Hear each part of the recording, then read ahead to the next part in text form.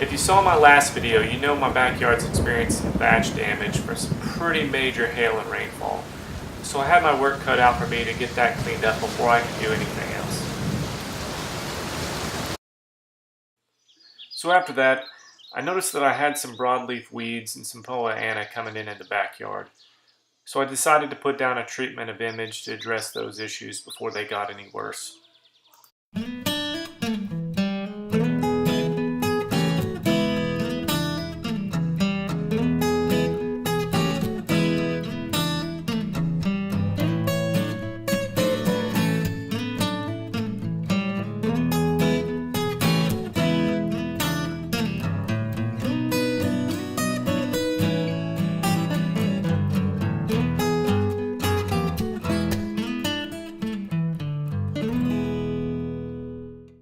So as expected, it didn't take long to start seeing the results after putting down the application of image. So if you have any weeds like nutsedge, your annual bluegrass, poa annua, run on down to your Home Depot or Lowe's and pick up a bottle. I highly recommend the product. I haven't backlapped my machine this year, so I decided to do that first.